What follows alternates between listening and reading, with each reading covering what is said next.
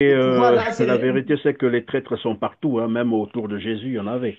Donc, c'est pas dans d'autres organisations qu'il y aura jamais des traîtres, mais on fait avec parce que si on se dit toujours eh, traître, traître, traître, on va pas avancer. Les traîtres, il faut les Non, non. abandonner. Bon, ceux qui vont vous suivre. Donc, on le fait avec ceux qui pourront partager la vision qui est la vôtre. Alors, nous allons terminer par cette information qui nous vient du département du Poul, plus précisément à Mindouli. Il y aurait eu des altercations, c'est ça, c'est ce qu'on apprend, entre les partisans de Frédéric Binsamou, alias Pasteur Ntoumi. Vous avez une information là-dessus? Quelques détails?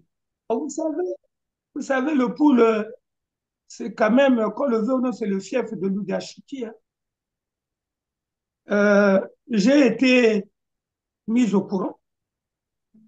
Il s'agissait, dès l'annonce de la candidature du frère Toumi, pasteur, il y a des ninjas qui ont pensé, qui n'ont pas trouvé ça normal.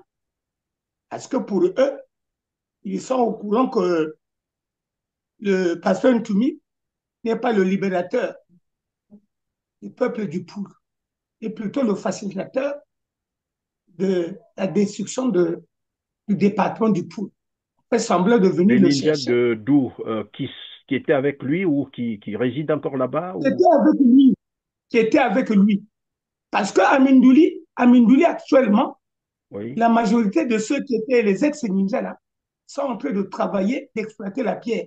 Cette force constituée telle que vous êtes en train d'expliquer ira à la présidentielle 2026 sous les conditions de Denis Sassou Nguesso, c'est ça.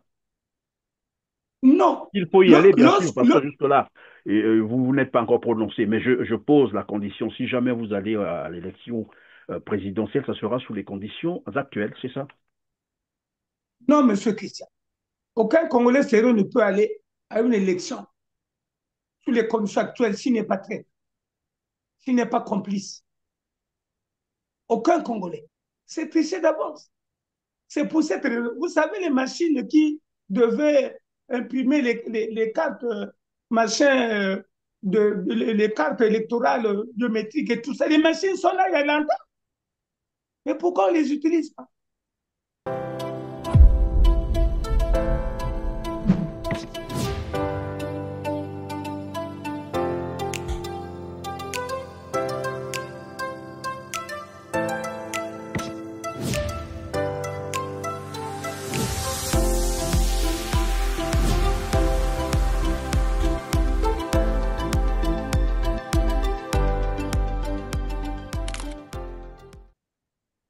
Mesdames, Messieurs, bonjour, merci de choisir R7 et bienvenue dans ce tout autre numéro de Droit de Savoir.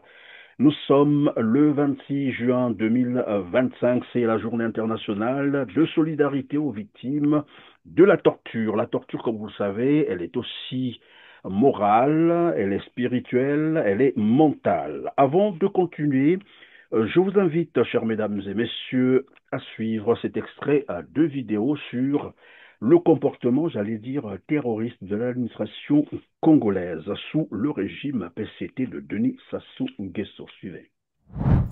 Madame le maire de la mairie de Filou, Madame Bibiane, avec tout le respect, aujourd'hui ça fait 2 semaines.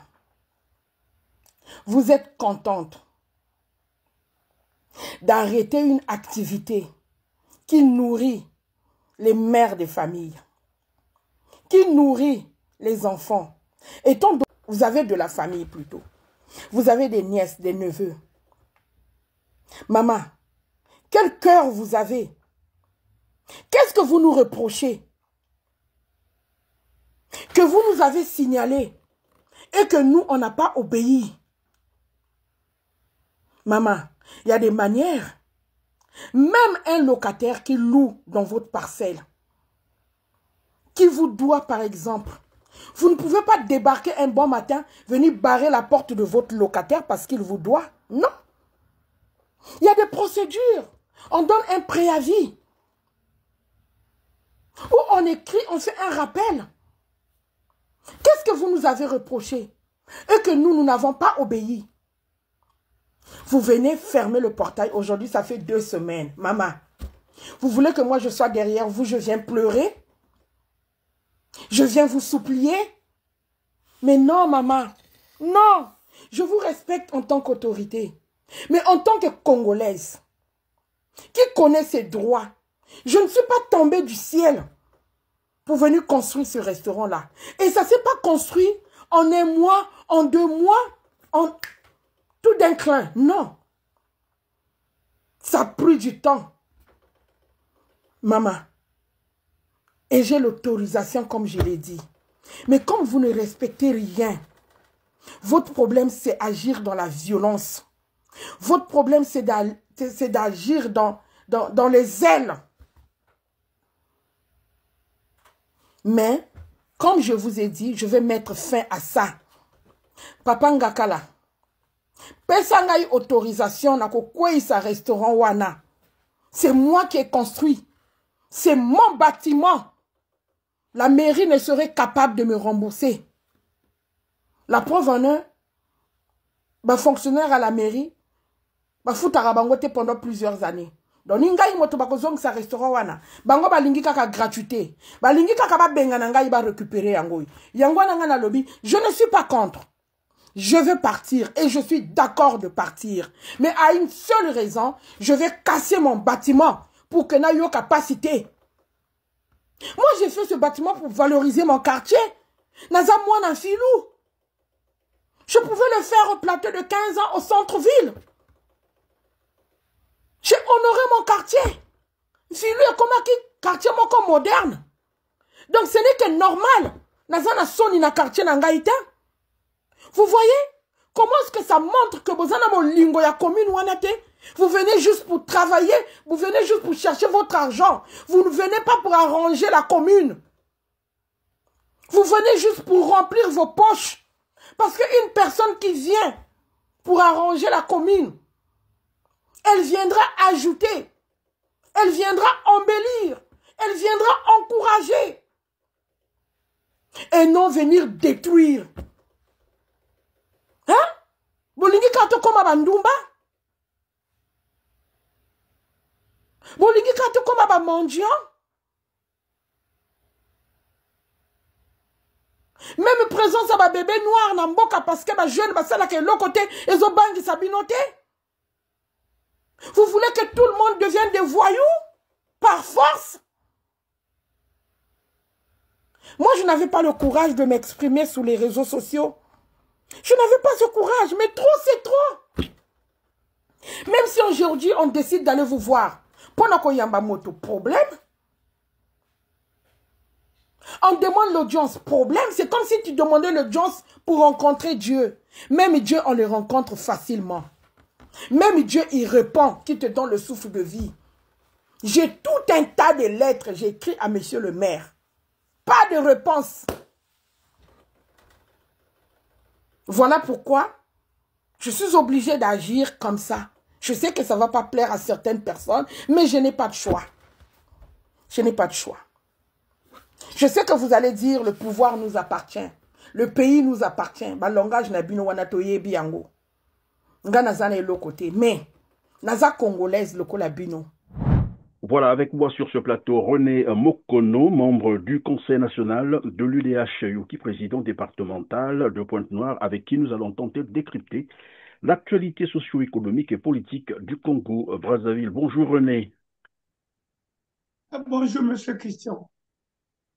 Merci de vous joindre à nous pour ce décryptage. Le Congo est désormais classé sur la liste noire des États-Unis, suspecté entre autres de financement du terrorisme. S'ajoute à cela une administration totalement corrompue et faillie, la vente des passeports ordinaires de services et diplomatiques congolais aux étrangers. Les preuves existent. Bref, René Mokono, lorsque vous avez suivi ce coup de gueule, il faut appeler ça comme ça, de la dame, qui se voit son activité arrêtée brutalement, elle ne comprend même pas le pourquoi, et sur ordre de la maire de l'arrondissement de Filou.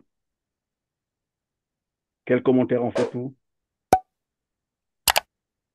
En tout cas, Monsieur Christian Perrin, je suis gêné et peiné à la fois. Et je crois que nous sommes en droit de nous interroger sur la nationalité de ceux qui gèrent et dirigent l'administration de notre pays. Vous voulez parler des origines? Et nous parlons des origines, bien sûr, parce qu'un Congolais ou une Congolaise à la tête d'une institution de la République ne peut pas se comporter de cette manière.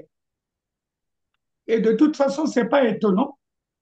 C'est la vision, en fait, du gouvernement congolais pour terroriser les citoyens congolais et favoriser les étrangers.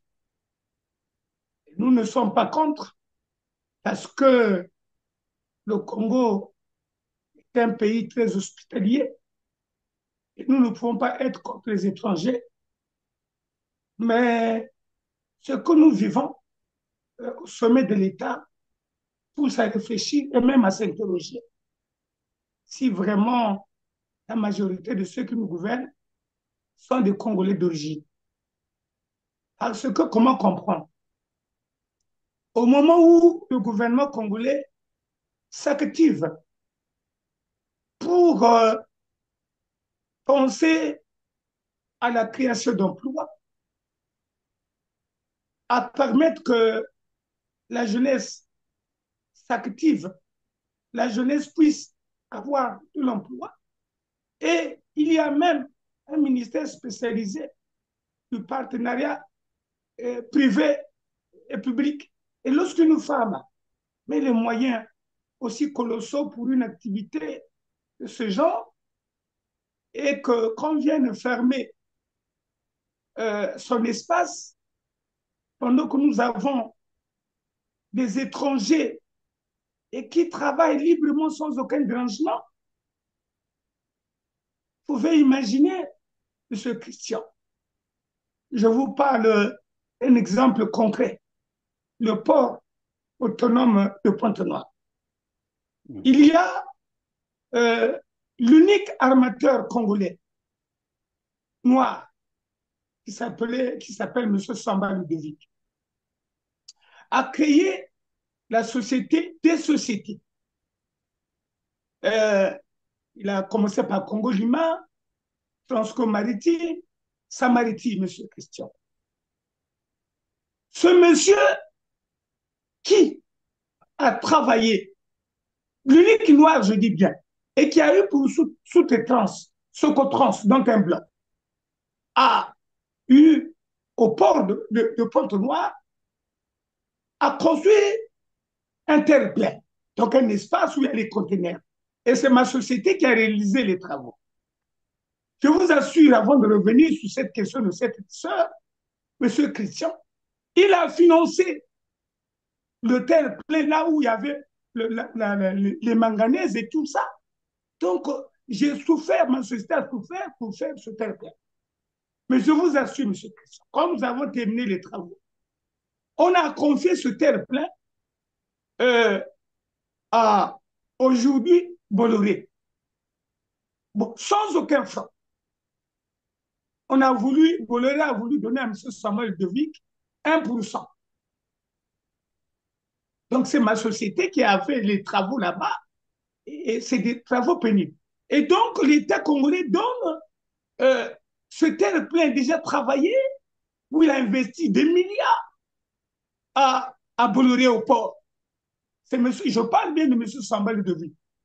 Aujourd'hui, traumatisé, malade. Il est à l'étranger. Donc, on retire son terre-plein où il a investi de l'argent pour donner gratuitement à Bolloré. En sorte, les Congolais qui disent que finalement, lorsque vous vivez au Congo, et c'est l'impression qu'ils ont, après, ça peut être une conviction, que les étrangers sont beaucoup mieux au Congo que les Congolais, que les nationaux eux-mêmes, c'est-à-dire, là vous êtes en train d'expliquer, vous donnez là quelques exemples, les Congolais ont du mal à faire les affaires au Congo-Brazzaville parce qu'après, ils sont l'objet de harcèlement de tout genre. Mais les étrangers, quand ils s'installent, et quelqu'un disait d'ailleurs au Congo, quand un étranger arrive à 8 heures, ben 8h30, il s'installe déjà, il a commencé à faire des affaires, même quand il est en situation illégale. Il commence à faire des affaires. Et quand vous avez des problèmes avec un commerçant étranger, par exemple, un opérateur économique étranger, généralement, c'est un général ou un officier supérieur de l'armée qui apparaît pour vous régler vos comptes. Comme quoi les Congolais sont voire même un esclaves ministre, chez eux. voire même un ministre. Même les Et c'est ministres. justement cela. Mais justement, M. Christian. Mais c'est ce qui s'est passé à la Sénélec, non? Le fameux directeur. Et qui va investir au Congo avec l'argent des Congolais. Et qui en donne les privilèges. Vous pouvez imaginer, M. Christian. Lorsque vous dites ça, ça me rappelle un peu ce qui est en train de se passer actuellement avec la société Al Barak qu'on est allé chercher pour la collecte des ordures ménagères dans la ville de Pointe-Noire, je crois aussi à Brazzaville. Nous apprenons que cette société n'a apporté aucun financement à de capitaux et c'est l'argent des Congolais, donc du contribuable congolais, qu'on donne à cette société pour qu'elle démarre ses activités. C'est quand même 3 milliards, par là 250 millions de francs CFA. Et cette société a fait obligation qu'on lui paye d'abord ces milliards-là, les 3 milliards 250 millions, avant de démarrer les activités. Mais le plus curieux, c'est que même le matériel, il n'en dispose pas. C'est une société qui va travailler avec le matériel laissé par Averda. Mais Aveda On est n'avait dans pas de quel pays là matériel. finalement? Monsieur Christian, Aveda n'avait pas le matériel. C'est le matériel de la mairie. C'est le Mais matériel de la mairie. il fallait donc donner les 3 milliards 250 millions à la mairie, qu'elle fasse le travail au lieu C'est d'aller même, chercher des aventuriers qu'on nous a présentés c'est comme, même, voilà, on est allé céder un marché, c'est ce que j'entendais dire par le ministre juste Mundele, je crois qu'on l'appelle comme ça, qui disait non, la situation était urgente, il fallait. Et donc ils sont allés, ils n'ont même pas fait un appel d'offres. C'est un marché de gré à gré et malgré cela, la société exige 3 milliards 250 millions de francs CFA pour démarrer les activités. Donc, elle va travailler, elle va démarrer ses activités avec l'argent du contribuable congolais. Je et ne je sais vous assure, les réparations, c'est sûr que ça se fera à la mairie. Parce que les réparations d'Averda se faisaient à la mairie. Moi, j'avais mon frère, un grand technicien d'Ibansa Apollinaire, qui a maintenu le garage.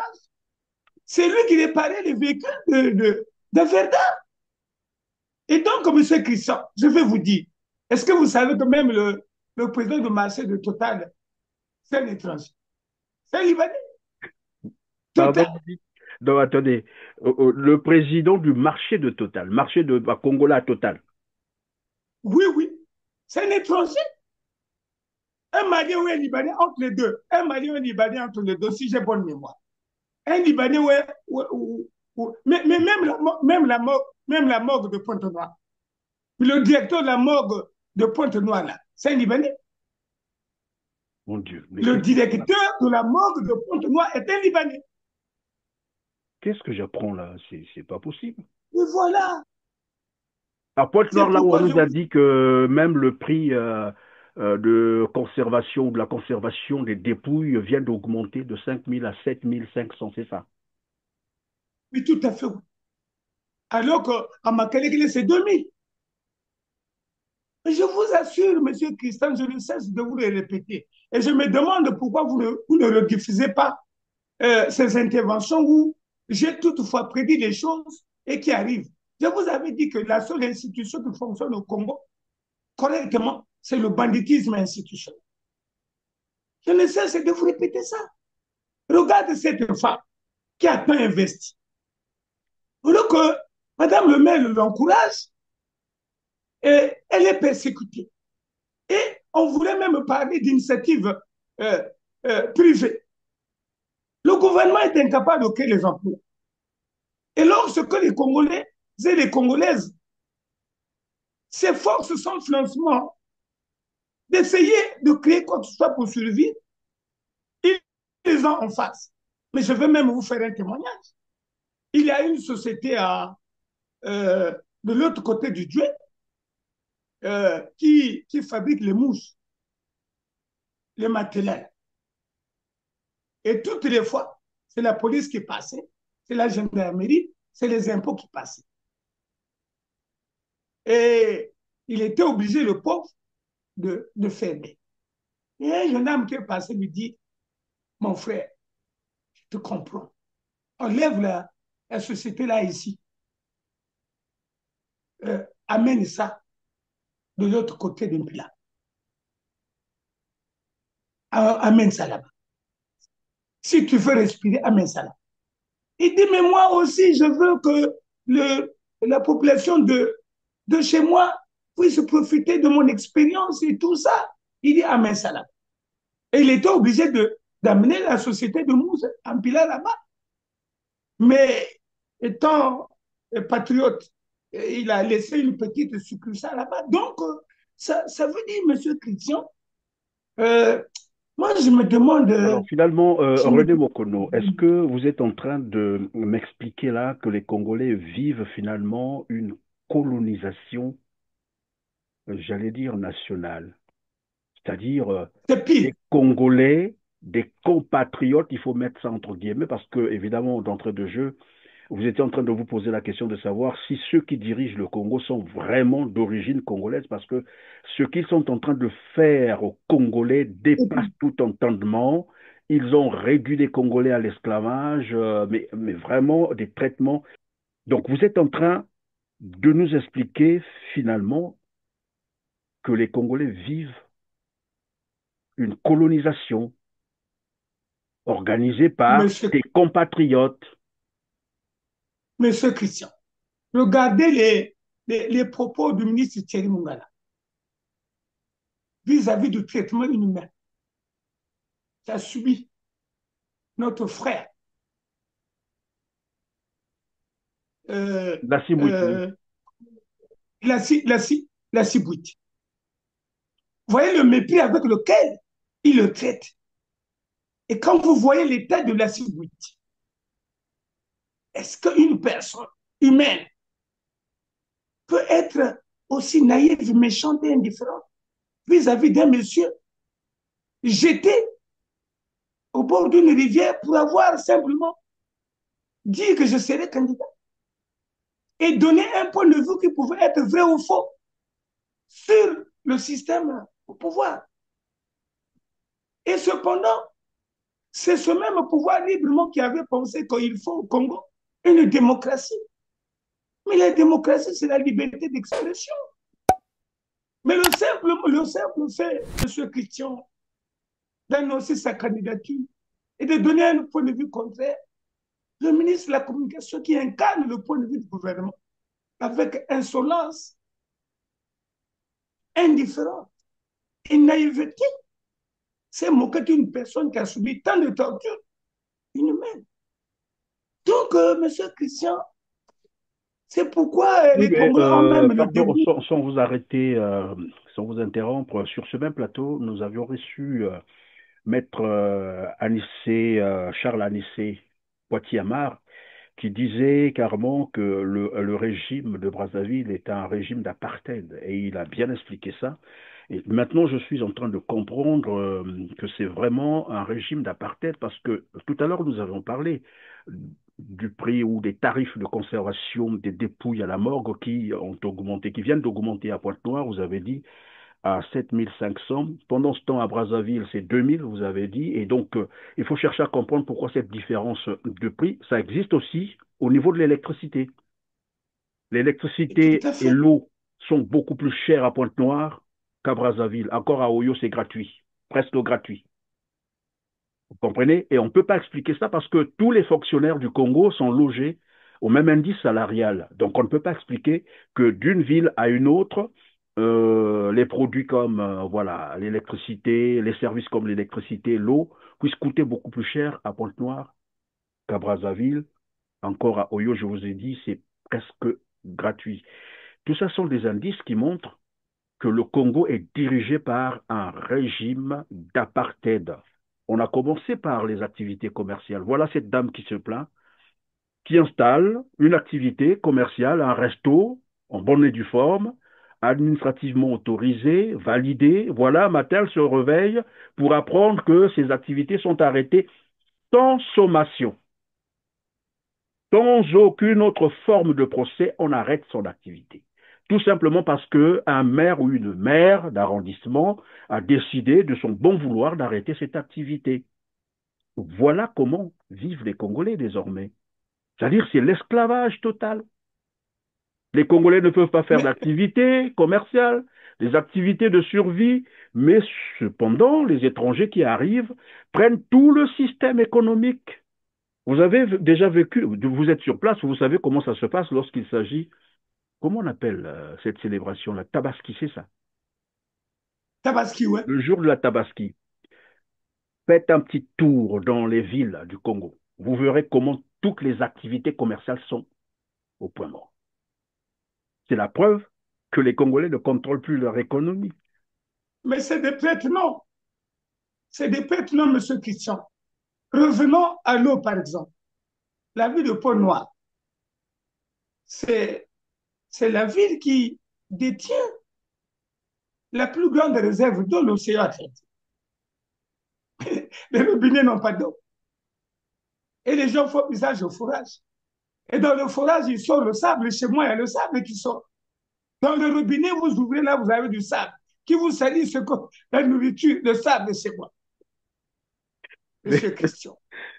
vous dites ça, les téléspectateurs vont m'en excuser parce que finalement, je ne sais pas. Vous savez, ce qui se passe au Congo lorsqu'on vous explique, surtout quand vous n'êtes pas sur place, vous aurez l'impression que, bon, vous exagérez, c'est vraiment de la comédie ce que vous racontez, et même pas, voilà, entendable, comme je dirais. Mais on a vu évidemment des images où, lorsque vous ouvrez le robinet, c'est la mousse qui sort. Et une fois, j'en riais d'ailleurs, au lieu que l'eau sorte de l'eau, ça aspire l'air. Un robinet qui aspirait l'air, bon, voilà, pour la première fois que j'ai vu un truc comme ça. Et quand vous me dites qu'il y a du sable qui sort, bon. Et malgré ça, C'est du sable. vous êtes taxé le mois, c'est-à-dire vous avez les quittances que vous recevez et vous devez payer sous peine de, comment ils appellent ça, de pénalité à payer, voilà. Sinon on vous coupe, on vient arracher le robinet. Il y a pire que ça, monsieur Christian. Il y a pire que ça. Il y a pire que ça. Je vais vous dire, au bureau chez nous, vous verrez que le compteur est à zéro. Oui. Je vous ai envoyé les images. Le compteur à la SNE est à zéro. Nous venons pour occuper la maison. Le propriétaire venait d'installer et il est mort. Donc, on n'a pas utilisé l'eau. La maison est restée pendant plus de 7 ans sans utiliser. Vous savez, les Africains, bon, il y avait un diable, il y avait ceci, cela. Moi, je viens, j'installe les bureaux là-bas et le compteur est à zéro, monsieur. Je veux, et le blanchiment, il est là. Je veux donc alimenter la maison. Je demande à la SNE comment faire.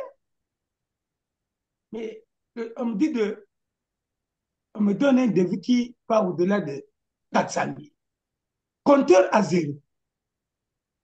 Donc, Mais courant, le jamais. devis qu'on vous donne, le devis qu'on vous donne de plus de 400 000 francs, c'est pourquoi concrètement? Refaire le branchement ou bien utiliser le même Mais, quel, branchement?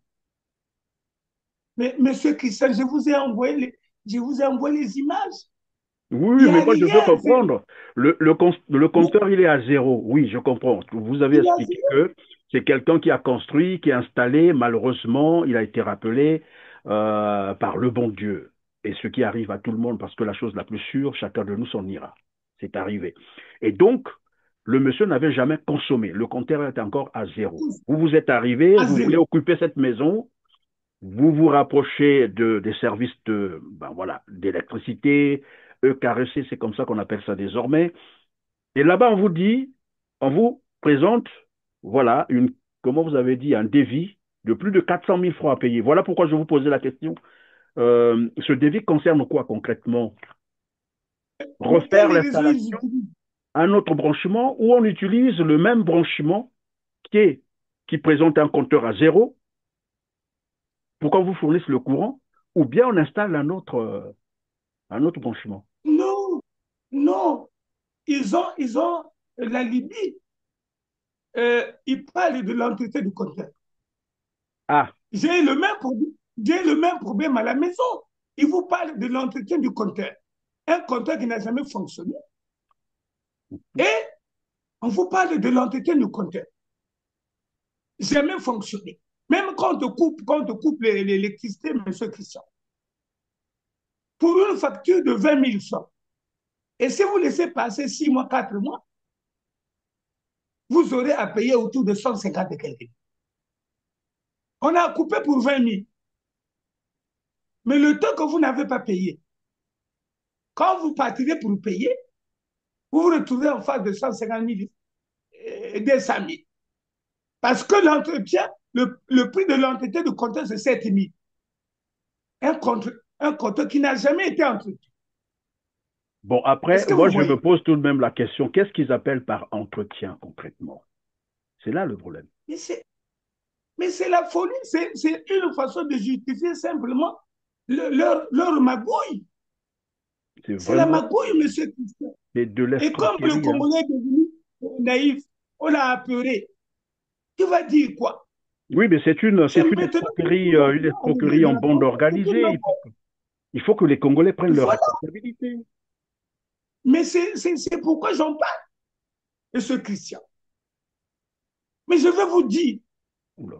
dans le même esprit là, dans le même esprit, la gare de Pointe-Noire que vous connaissez, le monument, ce qui fait partie du patrimoine national, c'est devenu un bar-restaurant d'un Libanais. Donc, Restaurant bar d'un Libanais, la gare de Pointe-Noire, là où il y avait la comptabilité, entre le PSP, là, c'est devenu un bar-restaurant d'un Libanais. Et en face, vous alors, avez la DST, vous avez le commissariat central. Nous il y a sommes trois où, ans de monsieur? cela, René Mokono, il y a 3 ans de cela, on parlait de la célébration du centenaire de Pointe-Noire. D'accord? Et des travaux avaient été prévus pour rhabiller Pointe-Noire. C'est voilà, ce qu'ils disaient dans leur discours, comme d'habitude, démagogique. Quelque temps après, il y a à peine 2, 3 mois, par là, j'ai vu des images qu'on m'a envoyées de cette gare qui, mais franchement, même, bon, enfin, des poulaillers sont mieux, il faut dire la vérité, mais totalement délabrée. Toit défectueux, murs fissurés, insalubrité et autres, c'est l'image peu luisante que reflète la gare centrale des Points-Noirs qui jadis attirait plus d'un visiteur. Cette bâtisse coloniale qui représente aujourd'hui un monument historique de la ville tombe en ruine au jour le jour, sous l'œil impuissant des pouvoirs publics. Aujourd'hui, là, on ne comprend pas qu'est-ce qui ne va pas au Congo. Là où vous voyez que non, l'administration, la torture est foutue. Il faut arranger. Mais pourquoi il faut attendre le midi à 14 h? Il faut parler. Pour arranger ça, ça ne prend pas du temps. Là, bientôt, là, on va entamer la saison des pluies. Mais non, quand il y aura des pluies, là, ils vont faire comment? Voilà. Et pourtant, ça ne demande pas beaucoup de choses, là. Arranger la torture, ça demande quoi, là? Ça ne demande pas quelque chose, ça ne demande pas au nom des milliards ou quoi, là? Les populations qui se souviennent encore de la place qu'occupait cette gare ferroviaire sollicitent l'intervention des autorités compétentes en vue de redorer son blason. La réalité, voilà, la grande gare de Pointe-Noire, on peut constater, avec mécontentement, c'est triste. Regardez ça. Regardez la grande gare de Pointe-Noire, là où nous venions autrefois, avec les parents pour se faire des jolies photos et tout, voilà. Voilà ce qui en reste. Voilà. Qui a dit? Vrai, qui a dit? Qui a dit? C'est un milieu maintenant de walleurs, les gens viennent waller ici. Et on a vu comment la gare est devenue. Bon, là, vous m'apprenez que c'est désormais un restaurant d'un Libanais. Donc, on a donné cette concession-là à un Libanais pour en faire un resto, au lieu de reconstruire la gare. C'est ça. Prochainement, je vous envoie les images. Je vous envoie les images. Donc, je vous envoie les images, monsieur Christian. Et en face, vous avez le commissariat, vous avez la DST. C'est devenu un bar-restaurant, là où les gens payaient les billets. Non, mais moi, je commence à comprendre, évidemment, lorsqu'on parle, lorsque le Congo est soupçonné de financement du terrorisme, la branche Hezbollah, la branche libanaise de Hezbollah, Je commence maintenant à comprendre parce que finalement, ces gens-là sont arrivés au Congo. Rien contre les étrangers, il faut qu'on soit sérieux là-dessus. Hein. Comprenons-nous, on n'a rien contre les étrangers. La preuve, c'est que nous-mêmes, nous vivons à l'étranger. Mais il faut être en règle, après tout. Lorsque vous commencez à mener des activités lugubres, suspectes, voilà, là, ce n'est plus normal. Et moi, je commence à comprendre qu'au Congo-Brazzaville s'est installée une communauté libanaise. Je n'ai rien contre les Libanais, je répète. Il y a des Libanais qui sont en règle, qui font leurs affaires, des bonnes affaires propres, qui gagnent l'argent propre. Mais je parle des Libanais qui se sont installés, une frange des Libanais qui se sont installés au Congo-Brazzaville, qui financent le terrorisme. Et ça, nous avons des éléments. Je rappelais sur ce même plateau, le directeur général de l'hôtel Atlantique est un ancien ministre de la Défense Hezbollah. Donc un terroriste que le Congo a récupéré, a nommé ministre, directeur général voilà, d'une entreprise congolaise. Et on apprend partout, ils ont installé beaucoup d'entreprises sur ce même plateau. C'est Mingwa Biango qui nous révélait un hôtel construit par cette branche-là de terrorisme. Donc au Congo, les Libanais ont pris tout le secteur, presque tout le secteur économique du Congo, mais probablement pour le blanchiment d'argent en plus. Le blanchiment d'argent et le financement du terrorisme. Résultat, c'est évidemment le coup près qui est tombé, je crois que c'était le 5 juin dernier, où les États-Unis ont classé le Congo sur la liste noire des pays terroristes, avec interdiction formelle aux ressortissants du Congo-Brazzaville de voyager vers les États-Unis. C'est ce que je suis en train de comprendre, parce qu'on ne peut pas comprendre. Vous avez dit tout à l'heure, il y a même des chefs, comment on appelle ça? Des présidents de marché libanais, ou bah, disons étrangers. Vous avez dit le patron désormais de la morgue de Pointe-Noire, un Libanais. On prend un Libanais, on donne la gare de Pointe-Noire pour qu'il en fasse un resto. Mon Dieu, mais on est où là? Il y a même pire, mais ceux qui sont. Il y a même pire. On a donné les boulangeries aux étrangers. Le pain qu'on fait manger aux militaires provient des boulangeries des étrangers, des Libanais. Alors que le militaire, donc s'ils veulent tuer tous les militaires congolais, le même chose. Les boulangeries, c'est un secteur protégé. L'armée avait sa boulangerie, M. Christian. Et aujourd'hui, les pains que nos militaires mangent sont fournis par des étrangers. Donc, et comme quoi, on peut empoisonner toute l'armée. Toute l'armée. Vous pouvez le vérifier. Bon. Donc, les généraux là, heureusement que les généraux ne mangent pas ces pains-là. Et donc, c'est les autres. Qui sait s'ils ne mangent pas ce pain-là? S'ils ne mangent pas ce pain-là, ils mangent les pains des autres boulangeries, toujours tenus par, voilà, ces mêmes personnes, ce même réseau. C'est ça la vérité. Donc, on a privé les Congolais de faire les affaires, le commerce, les vraies affaires, pour les donner, voilà, aux étrangers qui participent au financement du terrorisme. C'est ce que ça veut dire, simplement. Et moi, je prends mes responsabilités parce qu'on peut le démontrer. C'est dangereux ce qui se passe au Congo. Mais vraiment dangereux, c'est incroyable. Comment on est arrivé là? René Bokono, si vous avez peut-être quelque chose à ajouter sur ce volet, sinon on va passer à un autre. Oui, vous disiez?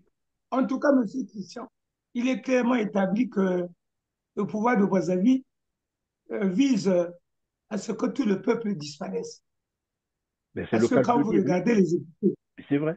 Quand vous regardez à la morgue de Pointe-Noire, minimum 90 corps par jour. Par jour. Par jour. Donc multiplier. Parce qu'au départ, on affichait les cadavres qu'on devait inhumer. Ils n'affichent plus. Parce qu'on peut filmer et publier. Et donc, M. Christian, lorsqu'on ne paye pas les agents de santé 21 mois de salaire, les hôpitaux là sont tous en grève. Ça veut dire quoi? Ça veut dire que c'est une mort organisée. Déjà, le personnel de la santé n'est pas qualifié. Vous vous rappellerez du recensement, la déclaration du ministre, je crois, de la Santé, c'est pas à quelle époque. Non, mais qui avait fait même des l'enquête démons. qu'avait initiée, comment l'appelait Monsieur Villard, le Canadien Villard, ancien directeur général du CHU, révélait qu'on se retrouvait Donc, avec plus de 250 agents avec des faux diplômes. vous voyez? Et donc, à mon avis, M. Christian, c'est prémédité. C'est prémédité. C'est Parce grave. que la santé, c'est le domaine le plus sensible. La santé de l'homme n'est pas un véhicule. On ne peut pas apprendre sur le corps humain. Et quand vous regardez, on laisse des grèves sans service minimum. Et c'est un crime contre l'humanité. C'est vraiment un Sans crime, service minimum. voilà. C'est un crime contre l'humanité. C'est la vérité en Et plus. les pauvres agents de santé ne peuvent rien. Parce qu'il quitte Mpaka pour aller à Luanjili, il va se déplacer. Comment faire? Et donc, il n'y a pas de médicaments. Et donc, et surtout que le maire de Brazzaville, à l'époque, s'était enorgueilli que la morgue c'était une bonne affaire, c'était une grosse affaire. Mais c'est Et ce maintenant qui qu'on le fait que, comprend, pendant que vous vous rappelez ça. C'est maintenant qu'on le comprend, que finalement, il était en train de dire la vérité. Ils avaient fait de la morgue. Ils ont fait, parce que ça continue. Ils ont fait des morgues, des sources d'entrée d'argent. Il faut beaucoup tuer, il faut abandonner les malades, voilà, qu'ils meurent, et puis ça fait beaucoup d'argent, parce que ceux qui tiennent ces morgues, vous avez dit des Libanais, mais en fait, c'est des prête-noms. Derrière, ce sont les dignitaires de ce pouvoir. Et nous savons à qui appartiennent, par exemple, les corbillards, les services, évidemment, mortuaires, tout ça.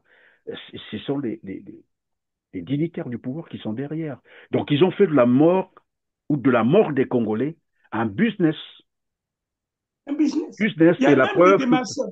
oui, Il y a même des démarcheurs, ceux qui sont. Ngamabala, à la morgue, là, maintenant, là, il y a maintenant des démarcheurs juste de faire faux de Mbaka.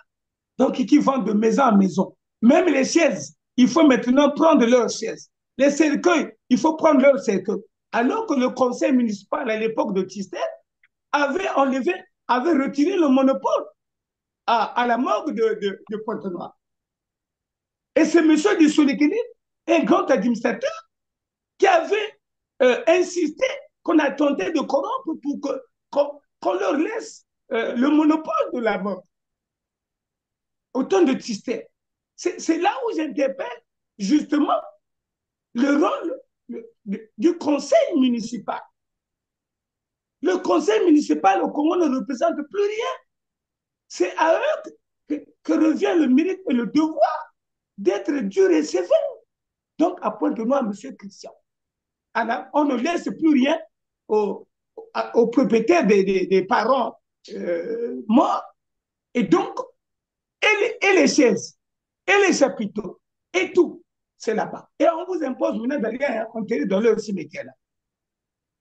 Et le on nous conseil disait municipal, d'ailleurs même les habits que doivent porter voilà, le mort doivent être achetés là-bas, tout, mais vraiment tout.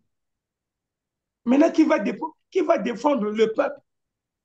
Qui va défendre le peuple maintenant? Ben, le Le peuple doit se conseil défendre, municipal est déjà. le peuple doit se Il défendre peut pas, lui-même. On ne défend jamais un peuple, c'est au peuple de se défendre lui-même. Donc, ça, moi, on peut c'est connu depuis condamner, longtemps. on peut condamner nos frères médecins, mais ils n'ont pas tort. René Mokono, lorsque vous parlez des médecins, tout à l'heure, vous l'avez dit, c'est un crime organisé. C'est ça. Le moins qu'on peut dire, c'est un crime organisé parce que quand vous maintenez des médecins, quand vous maintenez, par exemple, un personnel médical dans cette précarité, Sans dans la payer. misère, vous leur privez leur salaire, 10 mois, 20 mois, ils n'ont pas de salaire, que voulez-vous qu'ils fassent? Mais c'est des humains d'abord, et puis ils ont des familles à entretenir. Et quand ils arrivent, ben voilà, ils ne peuvent plus toucher les malades parce que il faut d'abord payer, et les malades qui sont pauvres, le Congo, c'est quand même la pauvreté, non? L'extrême pauvreté actuellement. Si nous ne sommes pas passés à 80% de la population qui vit sous le seuil de pauvreté, nous sommes presque à 100%, en dehors des ministres, des députés ou des sénateurs qui se gavent des millions. Mais les Congolais sont pauvres, totalement pauvres. Qui va payer Et quoi? surtout que Quel les médicament il médicaments, va payer? Dans quelle pharmacie? Le coût du traitement de paludisme, on me disait, c'est autour de 100 000 francs CFA. Mais quel est ce Congolais-là qui va trouver un 100 000 francs CFA pour aller se soigner? du paludisme. Et surtout que les médecins ne sont pas poursuivables, M. Christian. Surtout qu'ils ne sont pas poursuivables. Ils peuvent tuer. Ils oublient même les ciseaux dans le ventre des malades. Oui, ces cas-là sont Ils ne sont arrivés pas poursuivables. beaucoup de fois et nous avons des témoignages, nous avons des éléments de preuve là-dessus. Donc moi, je reviens un peu sur ce qui se passe dans nos hôpitaux parce que les Congolais semblent même s'habituer à cela. Je ne sais pas pourquoi. Ils commencent à trouver que c'est normal. Les hôpitaux ferment, on renvoie les malades chez eux aller mourir, c'est normal. Et un ministre de la communication, porte-parole du gouvernement, dit c'est normal. Ben, on est habitué à ce genre de situation, donc ça veut dire qu'ils vont régler ça. Mourez, mourez comme vous pouvez mourir. Pas, ben, écoutez, il n'y a rien à voir, vous pouvez passer. Et on a vu le Premier ministre à Pointe-Noire, il a fait un tour à Pointe-Noire dans la même période où les hôpitaux sont fermés. On l'a vu où? À l'église. Voilà. Il est allé inaugurer son église. Ben, les Congolais continuent à mourir, c'est pas leur problème. Voilà dans quel état on se trouve aujourd'hui au Congo-Brazzaville. Euh, Je parlais de la colonisation, mais c'est même la colonisation, je ne sais pas C'est pire que la si on peut se colonisation. comporter comme ça, mais c'est du terrorisme, l'État qu'on est en train de vivre. Mais voilà, c'est pire que le colonialisme. Parce que là, paraît-il que c'est des frères congolais. Ceux-là qui menaçaient, qui nous ont rendus esclaves, c'était des étrangers. Mais là, ils se disent des Congolais. Donc, même quand on a persécuté nos amis de l'autre côté avec les Mbata Bakolo, moi, je ne supportais pas. C'est un traitement. Ça, c'est des frères d'un côté. Mais des frères de sang, des frères de Congo, là, on leur fait subir ça. Hein? On leur fait subir ça et aucune intervention. Et la précarité aujourd'hui, par exemple, le prix du carburant, M. Christian, même le cabinet qui nous ravitaillait, parce que les gens sont obligés d'aller vers le cabinet pour s'approvisionner. C'est moins cher qu'au Congo, c'est ça? Plus, plus qu'acceptable. Mais en dehors de ça, il n'y a pas de pétrole après moi. Vous voulez qu'on fasse quoi? Mais nous sommes un pays Il n'y a pas de pétrolier pétrole pourtant. après moi. Mais c'est ce qu'on vous dit. C'est pourquoi on continue à s'interroger. Un Congolais doit avoir pitié de ses frères, de ses sœurs. Donc, quand les Congolais constatent le vide, ils sont obligés de se rapprocher du cabinet pour acheter et venir au moins ravitailler les populations. Ils sont arrêtés. Torturer, taper, on ravit tout ça. Donc, il faut laisser les Congolais souffrir. Et puis, il y a Donc, quelque chose de vous ridicule. met, en sorte, on vous met dans une situation invivable et on vous empêche de trouver des solutions alternatives. C'est-à-dire, vous ne pouvez même pas Pourquoi trouver vous mourrez des vite? solutions alternatives. Et à l'heure où nous sommes en train de réaliser cette émission, il y a une pénurie d'essence au Congo-Brazzaville. Je vous propose d'ailleurs de suivre cet extrait et on revient sur le plateau suivant. Toujours le Congo, un problème de pénurie. Même bien que je vais dans le Congo. Ah, regardez comment va quand même garer que les chauffeurs n'arrivent plus à travailler parce qu'il y a un problème de carburant. Il n'y a pas l'essence, il n'y a pas de gasoil, pays producteur de pétrole. Ah, vous voyez ce qui se passe. Ah, vous voyez comment les Congolais sont en train de souffrir là. Ah, il y a un membre compliqué, il y a vraiment, c'est ça, c'est compliqué. Ah. Station Moukoumbe, donc du coup, l'embouteillage comme paquet, parce qu'il n'y a pas de carburant. Hein? Alors, il n'y a pas de carburant, mon cher frère. L'essence, quoi? Quelle veille? Vraiment. Vraiment. Vous voyez comment les chauffeurs sont en train de déclarer. Hein? Mais il dit que même il y a carburant, vraiment. Alors, René Mokono, donc voilà, vous avez dit le prix du carburant a augmenté à la pompe, 1500 francs CFA le litre, et ceux qui tentent de se ravitailler au niveau du Cabinda, ben, malheureusement, ils ont des problèmes avec, voilà, je ne sais pas si c'est des policiers ou l'administration congolaise, on ne veut rien savoir, vous devez rester dans cette situation-là, pas de carburant, débrouillez-vous comme ça. Ceux qui sont permettés. Si on vous attrape avec un bidon, Oui. on vous arrête. Il faut que vous partiez monter là où vous avez acheté ça. Et même dans les stations, on ne veut pas vendre le carburant avec les bidons, alors que dans nos villages, dans nos forêts, il y a des gens qui ont des tronçonneuses qui font des travaux champêtres et qui fonctionnent à des du carburant. Et dans ces villages-là, il n'y a pas de stations d'essence, malheureusement. Donc, ils sont Il n'y a pas obligés de de détail. venir se ravitailler dans les villes. Et malheureusement, si on vous attrape avec les bidons, alors, allez, c'est ça. Vous voyez un peu où est-ce que nous sommes? Hein, monsieur Christian? Maintenant, il faut se taire aussi, vraiment. Est-ce qu'on peut se taire devant de tels draps? Ben, Devant de pour nous, tels c'est draps. comme ça, il faut se taire, sinon après, on vous traite comme la Simbouiti. Parce que là-bas, on n'aime pas les gens qui parlent. Bref, on va suivre ce reportage relatif à la fermeture des hôpitaux à Pointe-Noire. Tous les hôpitaux sont fermés, les malades renvoyés à la maison. Suivez. 3 hôpitaux généraux de la capitale économique congolaise sont actuellement affectés par une grève du personnel soignant en toile de fond, des salaires impayés depuis 3 mois. Une situation qui met à l'épreuve le fonctionnement du service public de santé. On est en assemblée générale et cette assemblée générale a produit une déclaration des travailleurs de ces 3 structures, l'hôpital général de Luandjili, l'hôpital général de Ngoyo et l'hôpital général Adolphe Cissé. Sur cette déclaration, les travailleurs de ces structures ont donné un délai au gouvernement de 7 jours pour qu'on paye le mois d'avril et mai. Madame la directrice a sollicité à ce que nous puissions avoir le service minimum. Donc c'est ce qu'on a dit. On est dans l'incapacité de prendre des décisions pour permettre de mettre le service minimum à l'hôpital général de Luandjili. La grève déclenchée par une partie du personnel médical et paramédical a des conséquences immédiates.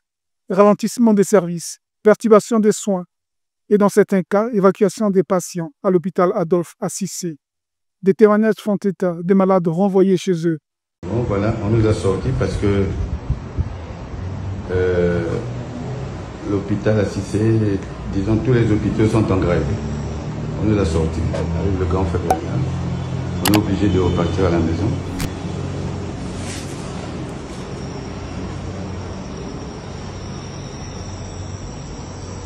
L'hôpital à Cissé est en grève. Tous les malades sont sortis. Voilà, c'est vide. Voilà, là c'est Pointe-Noire, mais à Dolisie également. Hein, Dolisie vient d'emboîter donc le pas. Grève du personnel de santé de l'hôpital de Dolisie. L'hôpital général de Dolisie déclenche sa grève. Hein, c'est bien affiché. Mesdames, messieurs, il faut revoir. Là, on est parti. C'est terminé. Je dis, c'est terminé.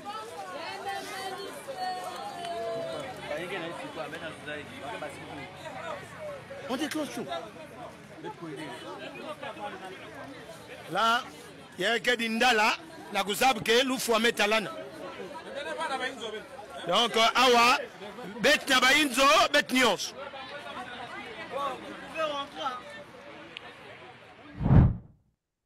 Alors, une situation, mais vraiment chaotique, une situation sanitaire chaotique au Congo-Brazzaville. Un crime organisé, j'allais dire, par l'État congolais, parce que déjà si un pays se retrouve dans cette situation où les hôpitaux ferment, et le gouvernement est dans son coin, ça ne dit rien à personne, ils se pavanent, ils sont là en train d'inaugurer les églises, parce que bon, il faut aller vivre au paradis, pour l'instant, voilà, rester comme ça. Je n'ai rien contre l'Église catholique, là aussi, il faut qu'on se comprenne. Il faut qu'on se comprenne, je n'ai rien contre l'Église catholique, rien contre les chrétiens, moi-même d'abord, voilà. Je crois en Dieu, mais ce que fait le gouvernement congolais, ce n'est pas normal. Ce n'est pas normal. Un premier ministre qui quitte Brazzaville, qui arrive à Pointe-Noire, là où il y a une crise aiguë, les hôpitaux fermés, des Congolais renvoyés mourir chez eux, lui, il va à l'église pour aller inaugurer une paroisse. Et il est dans l'extase en plus. Donc les Congolais peuvent continuer à mourir. Est-ce que vous savez qu'il y a plus de corbillards au Congo que d'ambulances? Mais c'est fait exprès. Donc, on a, je crois, près de 50 et quelques corbillards contre 2 ambulances. Donc, on donne la priorité aux morts. Bien, mais comme on a toujours coutume de le dire, hein, c'est à la... Parce que, bon, qu'on le veuille ou non, le pouvoir appartient au peuple. Voilà. Et c'est au peuple de décider ben, de reprendre son pouvoir ou non, sinon continuer à vivre comme ça.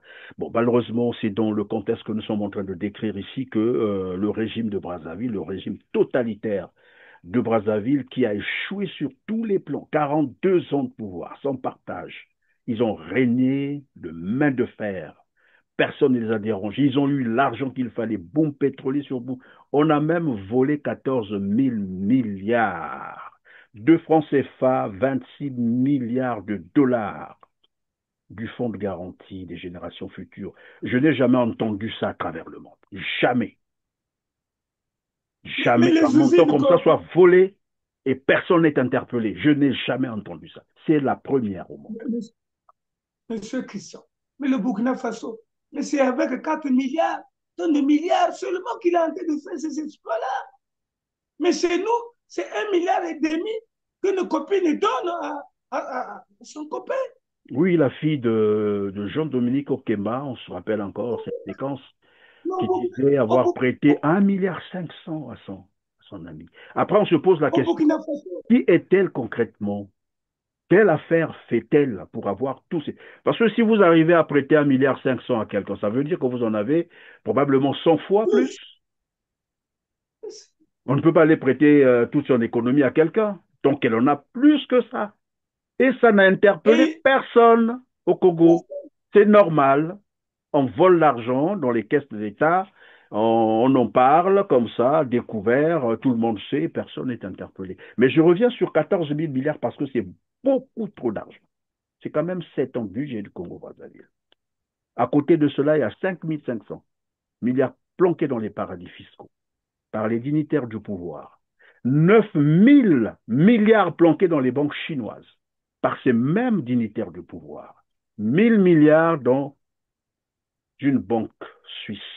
Toujours ces dignitaires de pouvoir. On vole les milliards sur place, personne n'est interpellé. Mon Dieu, on est dans quel monde-là? Et dans le même temps, on veut remplir au pouvoir. C'est quand même bizarre, non? Avant de vous faire réagir, je vais vous proposer un autre reportage, cette fois-ci, qui porte sur l'état des routes au Congo-Brazzaville. Nous sommes à Talangaï, le fief du Parti congolais du travail. Suivez. Ce pont en métal reliant les avenues Intendance et Mariangwabi à Talangaï, dans le 6e arrondissement de Brazzaville, tend à s'écrouler.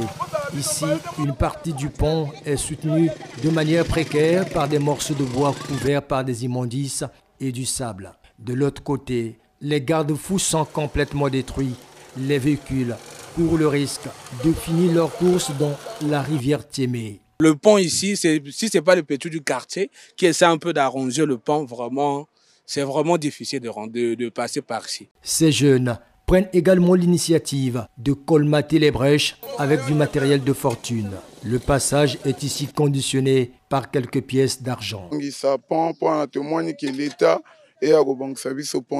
Nous réparons ce pont parce que l'État n'agit pas. Nous le faisons également pour subvenir à nos besoins. Cette unique voie qui constitue une alternative au phénomène d'embouteillage, malgré son état piteux, facilite la circulation des moyens roulants. D'où l'urgence d'action comme le souhaitent les populations riveraines. C'est par la grâce de Dieu que nous parvenons à franchir ce pont. Ce que nous voyons ici ne sont que des ordures ménagères jetées par les habitants pour faciliter la circulation. Cette route nous aide beaucoup. Qu'est-ce qui empêche aux autorités de l'aménager? Nous avons besoin d'un pont en béton et non ce métal qu'on nous a doté. Pourtant, si on aménage cette voie, les habitants de Talangaï et de Wenze pourront facilement se mouvoir. Au moment où nous vous parlons, les chauffeurs peinent à circuler sur cette partie. Ce pont situé entre la rue Bouzala et Maluku à Talangaï dans le 6e arrondissement de Brazzaville, en saison de pluie, donne aussi du fil à retordre aux populations victimes du débordement des eaux de la rivière Tiémé. Alors, René Mokono, Nous sommes là dans le fief du Parti congolais du travail. Vous avez vu l'état de ce que le jeune homme appelle même par pont. Il dit qu'il faut mettre, je ne sais pas. Nous sommes au cœur de Brazzaville. Hein. Là, nous sommes dans la capitale politique du Congo-Brazzaville. À Talangaï en plus. On n'est pas dans un fin fond d'un village. Non, non, non. On est là à Brazzaville, au cœur de Brazzaville, au centre de Brazzaville. Et nous sommes dans le fief du Parti congolais du travail. C'est pourquoi je voulais même interpeller nos frères, parfois du sud de Brazzaville, qui pensent que non, ce sont les Moshi qui sont en train de s'enrichir. C'est très loin de là. C'est très loin de là. C'est le système PCT. Est-ce que là-bas, c'est Terangay? Les Makabandini, c'est là-bas. Et puis, là où les gens sortent au-dessus de toi quand il pleut, c'est là-bas. C'est pas à Makongo. C'est pas à Makelekele. C'est là-bas. Donc, parfois... Mais en fait, c'est des réalités, ce sont les mêmes réalités partout, parce qu'à Bakongo aussi, hein, moi j'ai vu des images, mais pas bon à voir, c'est horrible dans quelle situation, dans quelles conditions les Congolais vivent. Et moi, et comme vous l'avez dit, hein, on croyait qu'à un moment donné, au moins dans le fief du Parti congolais du travail, il n'y a pas que non plus hein, les ressortissants, je ne sais pas, du village de Sassou Nguesso. Non, non, non. Là-bas, il y a tout le monde aussi. Il y a tout le monde, il y a tous les Congolais, du nord au sud et autres. Mais tout de même, c'est le fief du Parti congolais du travail parce que on sait que c'est là-bas, généralement, qu'ils battent campagne, disent, ben, c'est leur fief. C'est eux qui le disent. Hein. Moi, je ne sais que rapporter. Et voir comment les populations de ce fief-là vivent la misère. On parle de Makabandilou, on parle de, comment on appelle ça, là où il y a eu des éboulements, là, des ravinements, Gamakoso, c'est ça? Gamakoso. Les gens se noient, les Congolais meurent, et le gouvernement est absent. Ben, dans 2 matins, bientôt là, on va parler des élections, ils reviendront pour dire non, écoutez, si vous votez quelqu'un de l'autre côté, ils vont vous faire mal. C'est ça le message qu'on est en train, ou qu'on a fait passer aux gens. C'est faux, c'est une manipulation de masse. C'est pourquoi, M. Christian, c'est pourquoi je suis intervenu. Parce que nombreux de nos frères pensent que non, ce système qui est là au pouvoir ne favorise que nos frères disent non. C'est pourquoi j'ai insisté. Parce que c'est inculqué.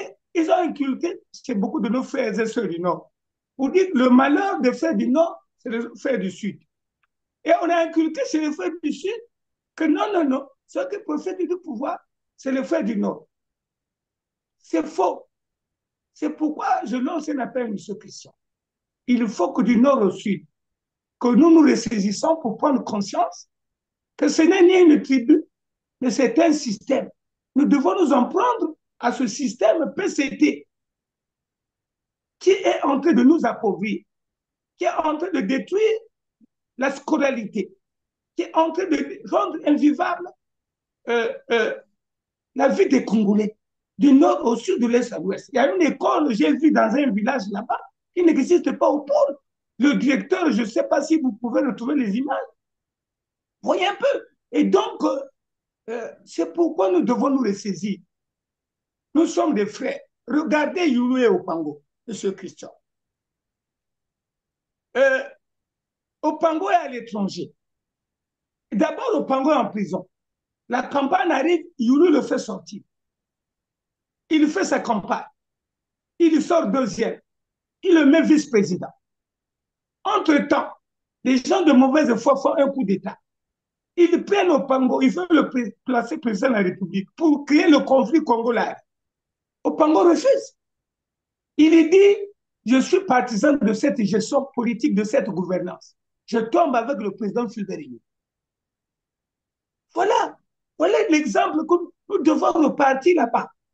Parce que le tribalisme, ou cette intoxication qu'on est en train de nous donner, d'ailleurs, je suis très heureux, M. Christian, je vois une sœur qui est en train de faire un travail de fond que je vois dans les réseaux sociaux, qui démontre à suffisance que le mal du pays Et même de frères du Nord ne sont pas les frères du Sud.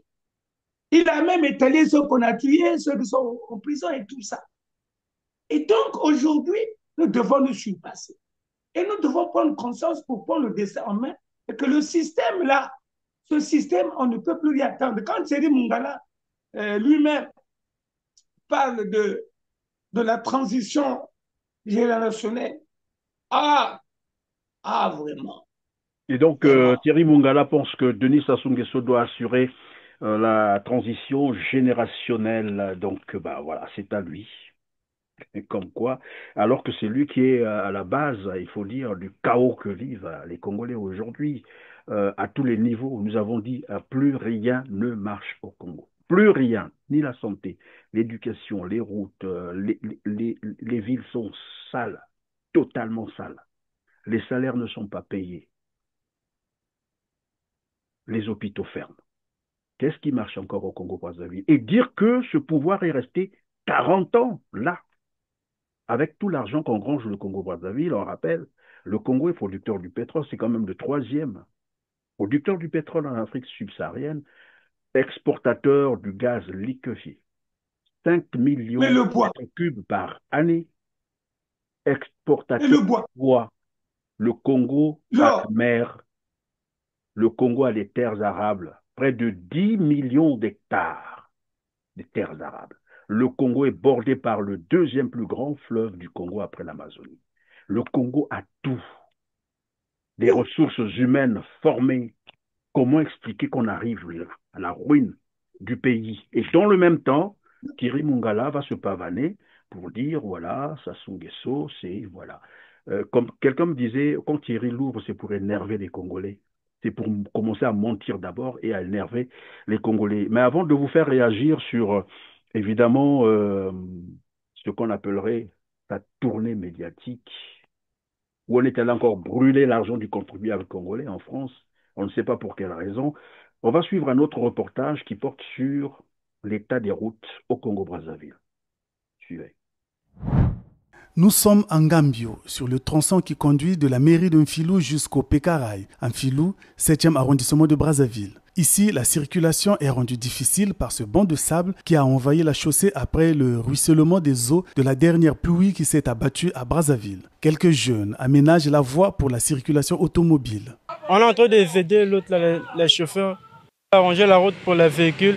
En allant vers Pékaraï, la situation n'est guère reluisante. Le manque d'aménagement de cette partie occasionne les nids de poules qui rendent toute circulation automobile difficile. Mfilou, c'est un grand quartier et les autres vivent plus loin, peut-être à 8 km, 10 km. Donc pour atteindre simplement la mairie, c'est cassette. Nous sommes obligés de marcher à peu de 10 km pour arriver dans le goudron. C'est vraiment de la peine. Ici, les taxis ne viennent pas facilement parce que la voie est mauvaise. Dès que tu vas prendre le taxi, si tu peux être à Wenzi, dès que tu vas dire que PK, les chauffeurs vont refuser de venir. C'est parce que la voie est souvent mauvaise. Je me tracasse pour aller acheter les trucs, les marchandises au marché total là-bas. Pour arriver ici, là, c'est difficile parce que la ruelle n'est pas bonne. Si je peux avoir la chance d'avoir le taxi, il me demande 5 000 francs. Et le 5 000 francs, là, il n'arrive pas ici, il ne s'arrête pas ici. Il va s'arrêter au marché PK. Il ne peut pas venir ici, là, mais je paye 5 000 francs. Si je peux discuter 4 000 francs, mais il n'a pas le droit, il n'a pas le moyen d'arriver ici, là. C'est dans la brouette. La brouette, en question, si tu as beaucoup de marchandises, tu peux payer 2 000, 2 500. L'aménagement de ce tronçon par les pouvoirs publics est le vœu exprimé par les populations qui plaident pour l'amélioration de leurs conditions de vie. Alors, René Mokono, c'est dans ce contexte chaotique que le PCT tente encore de vouloir faire un passage en force en 2026. Il parle d'élections, mais on sait que l'élection n'existe. Les élections n'existent pas au Congo-Brazzaville, c'est la vérité. Est-ce qu'il faut rappeler que le PCT avait été battu à plate couture au sortir de la conférence nationale? Le PCT avait perdu toutes les élections. Toutes les élections, je dis bien. Même à la présidentielle, Sassou est arrivé comme troisième, même pas au deuxième tour. Et depuis là, ils avaient compris qu'avec les élections, le PCT va disparaître. Et qu'est-ce qu'ils ont fait? Un coup d'État militaire pour reprendre le pouvoir. Depuis là, le PCT se maintient par coup d'État permanent au pouvoir, en organisant des parodies d'élections, et voilà. Ils savent que lorsqu'ils disent élection, en fait, c'est pas la même compréhension que nous avons des élections. Quand le PCT dit élection, ça veut dire qu'il a préparé ses armes et autres, et puis bon, ses résultats, le jour arrivé, ils viennent publier leurs résultats qu'ils ont déjà dans les poches, et quel que soit disons, l'opposant qui est en face de Sassou Nguesso, Sassou va toujours tricher. Il a sa machine pour tricher. Et donc, nous y sommes maintenant là, à quelques 8 mois, je crois, de l'élection prochaine, la présidentielle. Alors, comment vous êtes en train de vous organiser à votre niveau? Vous irez aux élections? Vous voulez vous Monsieur Christian, Oui. Monsieur Christian, quand vous dites vous irez aux élections, en tant que Dachuki ou en tant qu'opposition?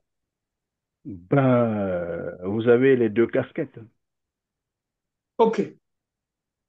Monsieur Christian, le Congo étant malade, la tricherie du pouvoir de Brazzaville oblige à tout Congolais sérieux de poser un certain nombre de préalables avant de parler élection ou pas. Il faut un certain nombre de préalables. Parce que le Congo étant malade, le pouvoir de Brazzaville, avec la majorité présidentielle, ils ont démontré les limites de leur capacité. Ils n'ont pas pu être à la hauteur de satisfaire les attentes des populations congolaises. Et devant un tel déluge, un tel chaos, il y a lieu de se ressaisir et de se mettre au-dessus de la mêlée pour penser pays. Il faut donc que nous nous retrouvions. Nous nous retrouvions au sein de l'opposition. D'abord, parce que cette opposition, une grande partie est complice de ce sabotage de notre pays. Donc il nous faut assainir d'abord l'opposition pour qu'on obtienne la véritable opposition. Par expérience, vous connaissez M. Christian, que lorsqu'on parle d'aller représenter l'opposition, c'est Tati Mabiala qui n'est pas opposant. C'est, comment nous l'appelons, Walembo qui va, pas opposant. Et donc, lorsque nous allons assainir, nous en avons discuté avec le président Mirassa, qui a été très dur. C'est même moi d'ailleurs qui avait évoqué cette question pour dire que les gens se font opposants le matin et le soir, ils sont des collaborateurs. Donc, M. Christian, sérieusement, il faut qu'il y ait une prise de conscience au niveau de l'opposition. Et cette prise de conscience va faire en sorte que nous nous surpassons pour reconquérir la confiance des populations qui sont déçues. Parce que, par nos manières de faire, les militants n'attendent, le peuple n'attend rien de nous. Il n'attend plus rien parce qu'on suppose que tout le monde est con. Mais je dis non. Maintenant, il y a quand même une prise de conscience. Vous voyez, le président Clément Mirassa qui se lève, qui se met à genoux devant tout le monde. C'est vrai que, bon, il n'en est pas responsable. Il n'est pas responsable du désastre de l'opposition, c'est Satima Biala qui est le responsable. Alors lui, il est humble pour faire ce qu'il a pu faire, M. Christian. Au bout du compte, il faut qu'on appelle la population, le peuple, à nous dire ce qu'il veut. Ce n'est pas nous de décider. Nous, après le dialogue au sein de l'opposition, nous allons appeler la population de nous dire ce qu'il faut faire. Et pour qu'ils sachent si on va le faire ou non. Oui, mais René Mokono, vous parlez de la prise de conscience par la population. Il y a un problème de timing. Oui, moi, ce n'est plus loin. À quel moment la population prendra conscience? À quel moment l'opposition s'organisera-t-elle? Je ne vois pas. Cela, enfin, à mon avis, hein, c'est pas pragmatique. Voilà. Oui, l'intention est là, Mais au Congo-Brazzaville, s'organiser, et vous l'avez dit, l'opposition est infectée. Soi-disant, on nous parle même de l'opposition républicaine, opposition radicale. C'est comme si, alors que l'opposition, c'est l'opposition. Bon, maintenant, où on est de l'opposition, ou on est avec le pouvoir. Bon, là encore, il y a une hypocrisie au niveau de certains opposants qui s'affichent, évidemment, comme vous l'avez dit, un matin, ils disent opposants, mais la nuit, ils se retrouvent là-bas et c'est eux qui font le jeu pour cautionner les parodies d'élections. Voilà pourquoi moi je vous posais la question, vous irez aux élections ou non? Parce qu'il y a un débat aujourd'hui.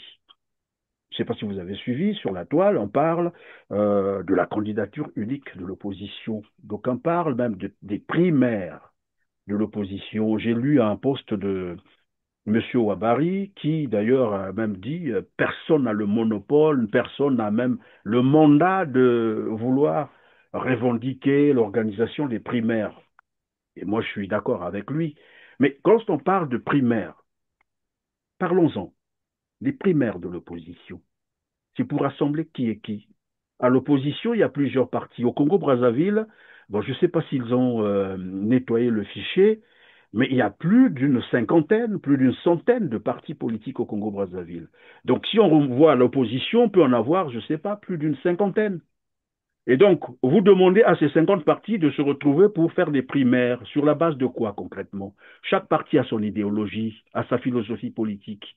Il y en a qui sont au centre, il y en a qui sont à l'extrême droite, il y a ceux qui sont, je ne sais pas comment, sociodémocrates, ainsi de suite. Ben, après, vous demandez à ces partis de se retrouver sur la base de quoi concrètement? Avec quel mandat? Pour élire qui comme candidat de l'opposition et qui va accepter ça? Si les gens pensent que c'est parce que les candidats de l'opposition vont disperser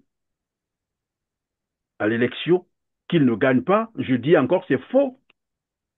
Tous nous avons encore en mémoire l'expérience de 2016, il y avait plusieurs candidats de l'opposition et 2 candidats étaient arrivés au 2e tour selon les vrais résultats. Pourtant, ils étaient nombreux. Ça veut dire que Sassou Nguesso ne peut jamais gagner une élection. Il le sait lui-même aussi. Et donc, malgré ces 2 qui sont arrivés au 2e tour, Sassou a bricolé les résultats. Il a triché, il a affiché ses résultats. Aujourd'hui, conséquence, il a mis ces 2-là. Un de ses candidats, donc le général Jean-Marie Michel Mokoko, en prison. Le second, c'est celui qu'on a malheureusement précipité en 2021, Guy Brice Parfait Kolela. Donc ce n'est pas un problème de multitude des candidatures de l'opposition qui pose problème. Le problème, c'est l'élection qui n'a jamais eu lieu au Congo-Brazzaville sous Sassou Nguesso. C'est ça la vérité. Donc, même si on prenait un seul candidat, on le mettait devant Sassou Nguesso va toujours tricher. Mais si on prend un fou, permettez-moi le terme, on le met devant Sassou Nguesso dans une élection transparente, équitable, correcte, démocratique, Sassou sera battu. Dès le 1er tour, on va le battre. Même par un fou. Et donc, moi, ma conclusion, c'est quoi? Même s'il y avait 1000 candidats de l'opposition dans une élection transparente, claire, juste, Sassou ne sortira même pas 20e. On va le battre, il va rester là. Personne, d'ailleurs, je ne sais pas s'il y a encore des Congolais qui vont mettre leur bulletin pour voter pour Sassou Nguesso. Ce n'est pas non plus pour le réduire à néant, mais nous savons la réalité au Congo-Brazzaville. Sassou ne peut pas gagner une élection. Même s'il y avait 1000 candidats de l'opposition, si l'élection est transparente, elle est équitable, elle est juste, Sassou ne peut pas gagner. Donc ce débat du genre maire de l'opposition, je l'ai dit tout à l'heure, sur quelle base? C'est un faux débat. C'est un faux débat pour distraire les Congolais. Parce que le message, au fond, c'est quoi? On veut faire croire à l'opinion congolaise ou à l'opinion internationale que non, Sassou y est et il demeure parce que l'opposition va souvent à ces élections-là en rang dispersé. C'est faux, Sassou triche. Le problème, ce n'est pas au niveau des candidatures. Je voulais juste faire cette petite réflexion parce que ce débat commence à prendre un peu de la place sur la toile, mais pour distraire les Congolais. C'est pour tourner des Congolais en dérision. Le problème du Congo n'est pas là. Le problème du Congo, c'est Sassou Nguesso qui se maintient au pouvoir par coup d'État permanent. Soit il change des constitutions, soit il élimine les opposants, soit il les met en prison, et il vient toujours publier ses résultats à lui qu'il a dans ses poches, avant même les élections. Voilà comment ça se passe. Oui, monsieur Christian, moi je dis que tout ce que vous venez d'avancer là est une évidence. Mais la logique de gestion sociétale nous oblige à comprendre qu'il y a une majorité toujours, la présidentielle, et il y a une opposition. Et sous cette forme-là, je ne souscris pas à cette histoire de primaire. C'est connu de tous. Le Congo a eu des élections tant de fois qu'il est connu des partis ou les leaders qui peuvent aujourd'hui avoir le soutien des populations.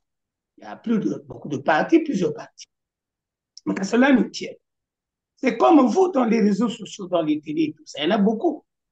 Aujourd'hui, on sait que R7, aux yeux de tous, c'est la télé qui défend la cause des Congolais et de l'Afrique. Des Congolais, de l'humanité. Voilà. De l'humanité en général. Voilà. Donc ça, on n'a pas besoin de comprendre. Donc au Congo, M. Christian, ils peuvent fabriquer des alliances, créer de ne sais pas quoi. Il y a au Congo des grands partis, des grands leaders. L'UPADES, c'est le premier. On va dire, oui, Tati Mabiala, oui, c'est Tati Mabiala qui s'est détourné de la vision de Pascal Lissou. Mais la base reste constante. Il y a l'UDH Yuki, où Gribis Pafekola a fait les preuves, où les militants ont fait les preuves, où le projet de société a été élu par tous les Congolais parce que l'UPADES n'était pas candidat. Nous avons un projet de société qui a trouvé l'assentiment même des militaires. Gribis Pafekola était élu par la majorité des militaires grâce au projet de société qui donnait beaucoup d'avantages aux militaires. Mais Gribis Pafekola n'est pas mort avec ce projet de société. Ce n'est pas son projet de société, c'est le projet de société de l'UDH Yuki, donc qui est encore en vigueur avec certaines améliorations. Et donc, il y a des acteurs politiques importants de l'opposition qui se manifestent, comme Clément Mirassa, qu'il faille tenir en ligne de compte. Et quelques certains, ceux qui peuvent aujourd'hui se chercher sur les véritables opposants ne sont pas congolais. Les Congolais savent lesquels sont les véritables opposants. Donc, c'est pourquoi, quand nous allons nous retrouver, M. Christian, je prends l'UDH, nous prenons la base de l'UDH que je représente aujourd'hui avec la signature qui est en train de se faire au niveau du Congrès, on y reviendra, au niveau des congressistes.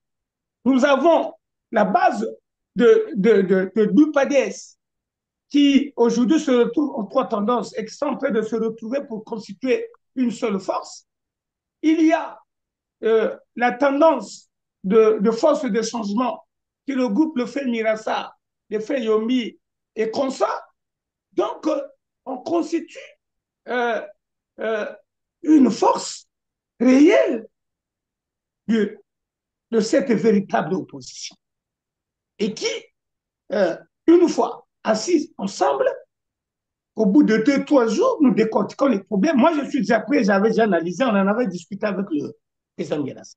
Cette force constituée, telle que vous êtes en train d'expliquer, ira à la présidentielle 2026 sous les conditions de Denis Sassou Nguesso, c'est ça? Non. Il faut y aller, bien sûr, parce que jusque-là, vous n'êtes pas encore prononcé, mais je pose la condition. Si jamais vous allez à l'élection présidentielle, ça sera sous les conditions actuelles, c'est ça? Non, monsieur Christian. Aucun Congolais sérieux ne peut aller à une élection sous les conditions actuelles s'il n'est pas traître, s'il n'est pas complice. Aucun Congolais. C'est triché d'avance. C'est pour cette raison. Vous savez, les machines qui devaient imprimer les cartes, machin, les cartes électorales biométriques et tout ça. Les machines sont là il y a longtemps. Mais pourquoi on ne les utilise pas? Donc, le premier problème, M. Christian, tel que je viens de le dire, c'est de faire un effort qu'on s'asseye. Parce que le plus grand problème, c'est que Yuki semble être absent dans ces débats, mais moi, je n'y prends pas. Je ne prends pas à ces débats, je donne le point de vue, je connais tout le projet de société de Luda Chouki dans ma tête, je connais la vision de Gibis Parfait Kodela dans ma tête, je n'ai pas besoin que nous soyons 1000 personnes pour exprimer la volonté. Et je suis Congolais qui vit dans cette misère, qui vit dans ce bonheur, qui vit avec le peuple congolais, je connais tout le mal et les acquis du peuple congolais. Donc, je peux aller défendre n'importe où les problèmes du Congo. Donc, au niveau de l'opposition, M. Christian, on ferait un effort de se retrouver avec ceux qu'on nous parlons là pour essayer. Parce que si les frères de force de changement s'octroient le monopole de l'opposition, ils vont échouer. Clairement. Bon, mais vous l'avez dit tout à l'heure, l'opposition, la vraie opposition, bien sûr, est tenue de se retrouver, en fait. Tous ceux qui sont de la vraie opposition sont tenus de se retrouver pour bâtir des stratégies. Vous l'avez bien expliqué tout à l'heure. Et je reviens donc sur l'organisation qui se fait à votre niveau. Vous avez parlé, vous avez dit, vous êtes en train d'attendre la signature ou les signatures. De quoi s'agit-il concrètement? En fait, M. Christian, certainement que je reviendrai sur les conditions de tenue de l'élection. Ben, terminons d'abord avec les conditions et puis vous allez nous parler des signatures. Voilà, M. Christian. Au Congo, M. Christian, au moment où nous parlons, la première des choses, c'est que le pouvoir de Brazzaville ne laisse aucune ouverture pour que tout candidat gagne. Et pour cela, déjà, il y a une commission électorale qui est à 99% pouvoir. L'opposition qu'on a un seul poste que le deuxième vice-président. Donc, lorsque nous allons nous retrouver... Pendant que vous le dites, hein, c'est une information qu'on a déjà donnée, mais il faut toujours rappeler, ils ont déjà déployé leurs gares, les gares du PCT un peu partout dans tous les départements du pays pour aller préparer évidemment voilà, les opérations électorales. Et tout ça se fait en absence de l'opposition. Donc on peut bien comprendre où est-ce qu'ils veulent encore en arriver. Donc c'est déjà pipé d'avance, même là, c'est déjà fait. Nous allons dissoudre la commission électorale pour en faire une commission électorale à parité. Parce qu'avant de dissoudre ça, M. Christian, il faut que les Congolais se retrouvent. C'est pourquoi il y a la nécessité de ce fameux dialogue-là, qui ne sera pas comme l'autre dialogue, parce qu'il n'y a pas une autre possibilité. Il faut que les Congolais se retrouvent pour trouver un consensus qui peut permettre à ce qu'on modifie un peu certaines dispositions qui favorisent le pouvoir. Et cela ne peut se faire que dans une concertation qu'on peut appeler dialogue ici. Et vous pensez que le pouvoir de Brazzaville est disposé pour cela? On va les obliger. Ils disent que le président de la République, c'est un homme de paix, non? C'est la paix de cœur. C'est un homme de paix. Et puis aujourd'hui, ce Christian, c'est une nécessité. C'est une nécessité. Nous sommes sûrs que lui aussi, c'est un humain. Il comprend comment les Congolais souffrent. Il est en train de... Non, s'il comprenait que les Congolais... Non, s'il comprenait que les Congolais souffraient, il allait démissionner. C'est qu'il n'a jamais compris ça. Bon, enfin, oui. C'est mon point de vue. Hein. Tu es dans la démocratie, donc tu es hautement élevé. Vous avez une haute compréhension. Chez nous, là, pourquoi on révise et on modifie les constitutions? C'est pour demeurer là. Mais cela n'a pas empêché au président surtout d'accepter la conférence nationale. Quand le peuple se soulève, quand le peuple met en présence la vraie force, toute personne humaine recule. Et le président a ses capacités de reculer. Même au moment où nous parlons, moi je suis sûr, avec l'état de santé, le poids de l'âge, donc ce que je sais, c'est que nous irons obligatoirement à un dialogue, M. Christian. C'est l'unique voie qui nous reste pour modifier un peu, pour trouver un consensus, un compromis qui nous permettrait de résoudre cette difficulté que rencontre le gouvernement d'aujourd'hui. Parce que le gouvernement d'aujourd'hui a démontré son incapacité. Et donc, il faut que tous les Congolais mettent la main dans la pâte. Et même sur le plan international, c'est une exigence. C'est pourquoi ce Christian, très respectueusement, nous disons, un, ce dialogue va se faire. Nous allons nous imposer pour qu'il y ait ce dialogue. Et au cours de ce dialogue, nous mettrons un gouvernement de transition. Nous mettons un gouvernement de transition politique qui va prendre son effet après le 12 août, après le 15 août. Donc, du 15 août 2025 au 15 août 2026. Il faut que l'élection se tienne en 2026.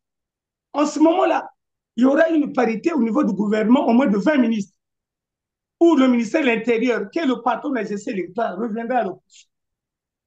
Et ils pourront prendre le ministère de la Défense, mais le ministère de l'Intérieur, qui est le garant de la gestion des affaires électorales, vous leur donnez le ministère de la répression. Comment ça? C'est trop beau, là. Mais ce n'est pas grave. Nous prendrons... La défense au Congo, c'est la répression. Ils vont bien vous mater. Non, non, monsieur Christophe, c'est mon point de vue. Parce qu'on ne peut pas prendre... Et le non, c'était juste défense. Pour... voilà. Monsieur Christian, soyons logiques. On ne peut pas prendre un pouvoir, le ministère de la Défense, de l'Intérieur, et prendre aussi la défense. Ils auront peur. Parce qu'il faut que nous exprimons notre bonne volonté, que nous voulons bien faire. Nous ne voulons pas régler les comptes d'un système, mais nous voulons bien faire pour sortir le pays dans la situation où il se trouve et que le pouvoir en place n'a pas pu. Oui. Et donc, pour moi, René Mukono, tout ce que je propose, c'est dans le bon sens. Au niveau même de la force publique, nous prendrons, l'opposition prendra le haut commandement des forces de police. Le pouvoir prendra la gendarmerie. Pour équilibrer les forces, nous prendrons par exemple le ministère des Finances, et plutôt de l'économie, et du contrôle d'État, avec pour mission de rapatrier tous les fonds dilapidés. Ça, c'est nous l'opposition. Nous devons prendre ce ministère-là, le ministère de l'économie et du contrôle financier de l'État. Donc, nous aurons la mission de les comptes là que vous connaissez, nous allons fouiller. Mais eux doivent garder le ministère des Finances parce que c'est eux-mêmes qui savent où est-ce que sont les comptes là, sont tout ça. C'est des exemples que je prends. Donc, au cours de cette transition que tout le monde ressent, alors, nous apporterons les vrais problèmes des citoyens en se débarrassant du règlement des comptes. Non. À un certain moment, M. Christian, si nous pensons au règlement de compte, nous frères-là ont peur de laisser le pouvoir. Non. Je crois que René Mukono, le problème du règlement de compte, c'est quoi concrètement? Il faut simplement installer des institutions fortes, comme disait Barack Obama. Quand les institutions sont fortes, personne ne peut faire des règlements de compte. Mais ne demandez pas aux gens qui sont là, voilà, sans pression, sans règlement, d'arrêter les règlements de compte. C'est tout ce qui les caractérise. Ils sont méchants comme jamais. Et donc, il faut des institutions, et pour réguler l'État, il faut des institutions fortes qui condamnent tel ou tel autre acte. À ce moment-là, les gens, vont marcher sur... Monsieur Christian, oui. À mon avis, il ne s'agit pas des institutions fortes. Il s'agit des acteurs dirigeants sérieux et dignes. Mais il n'y en a pas sur Terre. Tant qu'il n'y a pas la loi qui canalise les choses, les gens sont restés méchants. C'est ce que nous prouve la nature. Les institutions, les lois sont là, non? Oui. La constitution du pouvoir de Brazzaville, elle est là. Non, c'est une fausse constitution. Ça n'existe même pas. Les libertés. Il y a un petit minimum qui est du côté du peuple. Est-ce que c'est appliqué? Ben, vois. Est-ce que ça veut dire que... Il y a un petit minimum. Il nous faut des patriotes, M. Christian. Ben oui, je comprends. Ce que je connais. Je vous assure, M. Christian, suivez-moi bien. Suivez-moi bien, vraiment. Oui, mais on est tenu aussi par le temps, hein, René. Donc, on va aller un peu plus vite. Bien.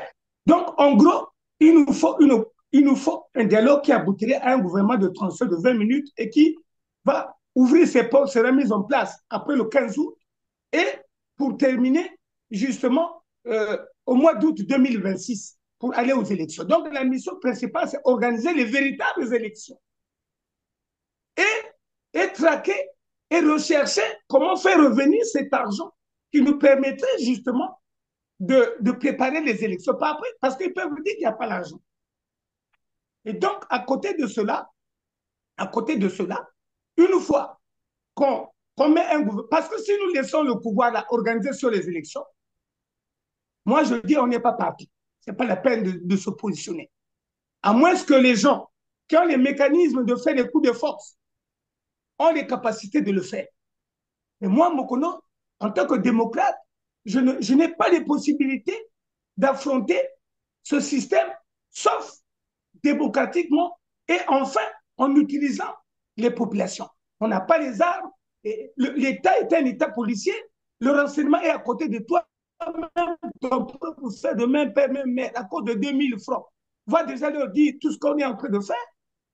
Et donc, c'est pourquoi moi, je me bats pour conscientiser les Congolais, afin qu'avec cette prise de conscience, que les Congolais se mettent debout et qu'ils comprennent qu'il s'agit du Congo qui est malade et que désormais, ou bien le nordiste, le sudiste, pour qu'on soit ensemble et que ce système aujourd'hui prenne conscience qu'il ne peut plus rien et qu'ils ont besoin d'un nouveau son qui sortira de l'opposition et ensemble, maintenant, nous regarderons avec des équipes, des kamikazes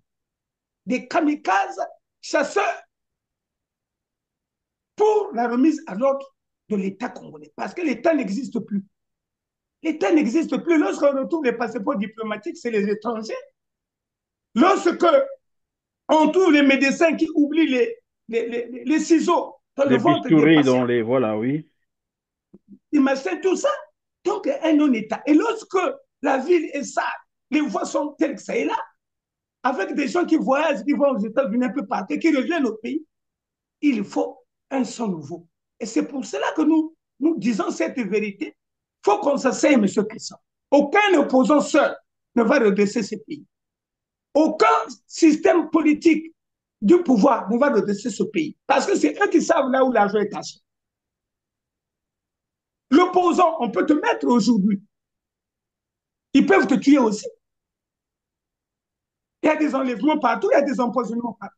Oui, donc, mais la population va veiller. J'espère que les crimes là ne vont pas continuer au Congo-Brazzaville. La population est tenue de veiller et de protéger aussi ses opposants. On ne peut pas continuer à laisser faire comme ça.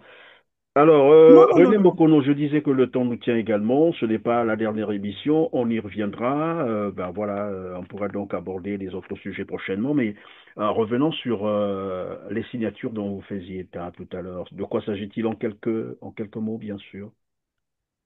Oui, monsieur Christian, merci beaucoup. Vous savez, le retard que l'opposition congolaise a, c'est l'inefficacité, c'est l'absence de président de l'UDH-Souki. Et donc, à l'UDH-Souki, comme nous avons tenu le congrès le 23 juillet 2020, plutôt le 10 juillet au 11 juillet 2023, le congrès de l'UDH-Souki, ça constituait 748 congressistes. Et donc, on avait déjà révisé les textes. Maintenant, il nous restait seulement d'aller élire le président du parti. Donc, aujourd'hui, dans les débats, étant donné que Yuki n'a pas de président, le mandat de celui qui peut aller représenter Yuki partout besoin sera incombe aux congressistes. Et nous nous sommes battus avec vous.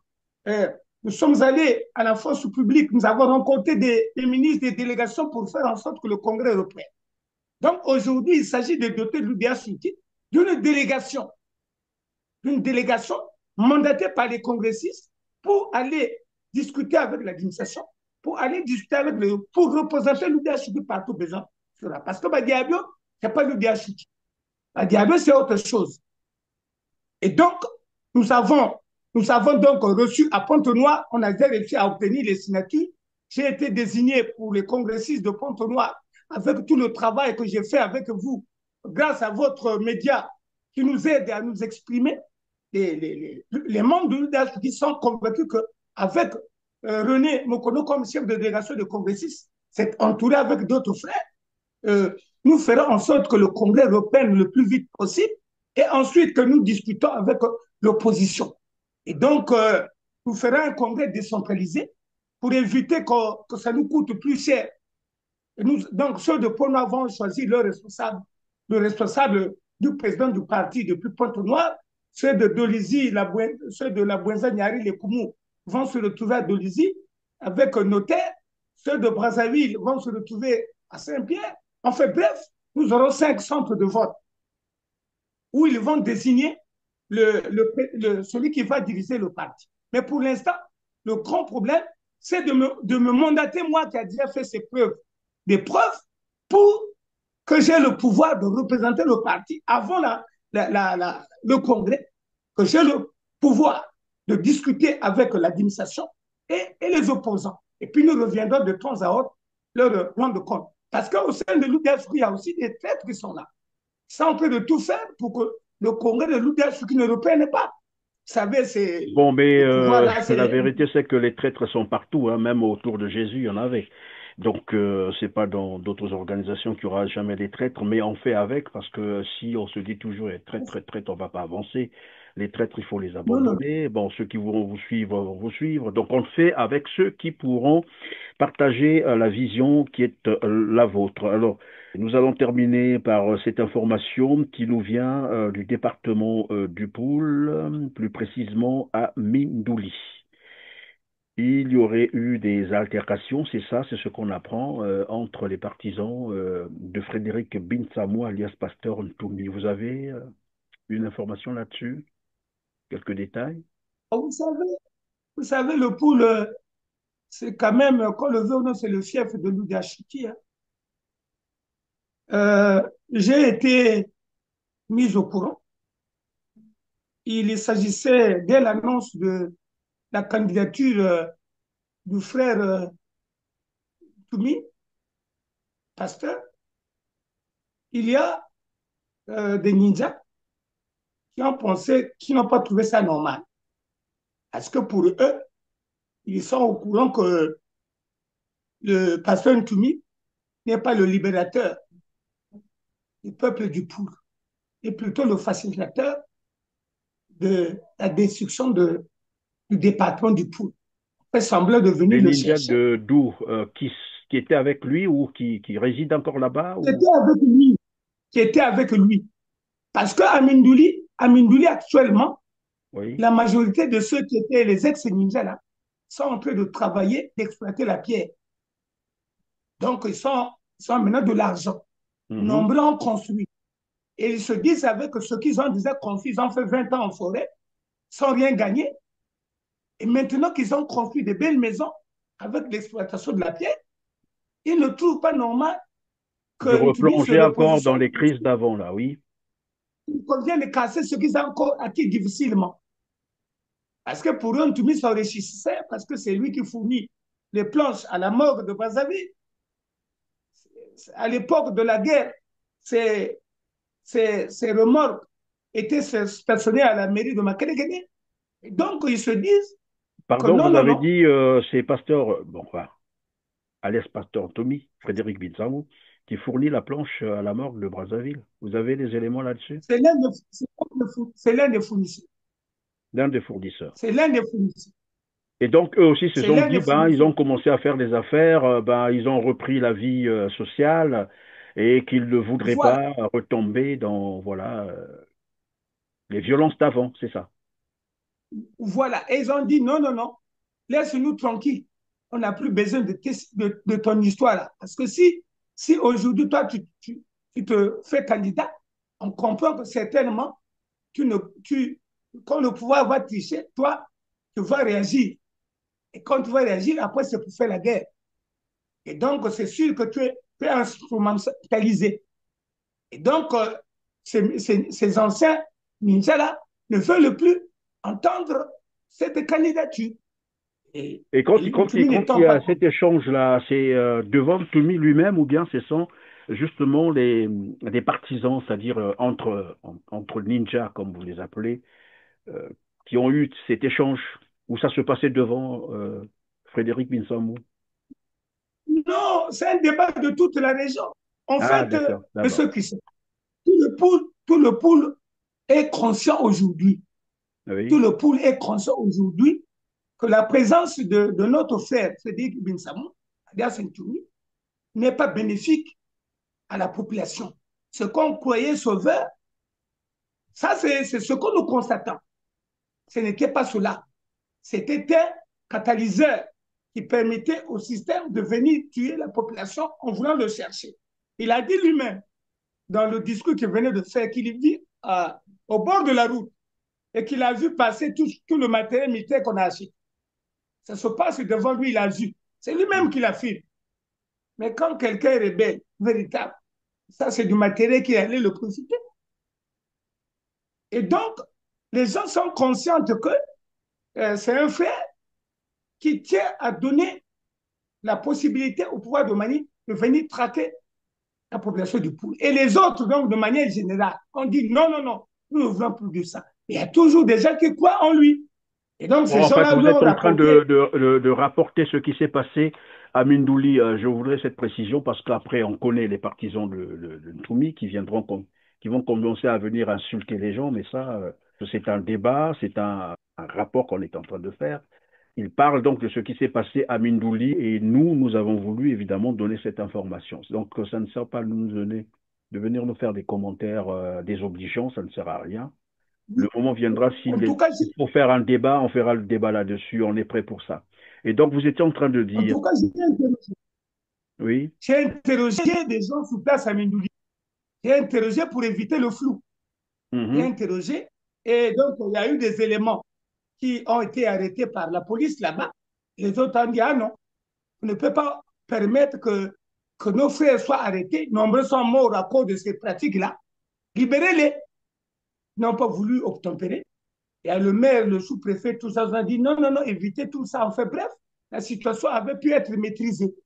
Mais la tension demeure. La tension demeure, donc les gens, les ex-Nisa ne veulent plus de la guerre dans le Poul. Ils veulent maintenant exploiter leurs minéraux et vivre comme tout le monde.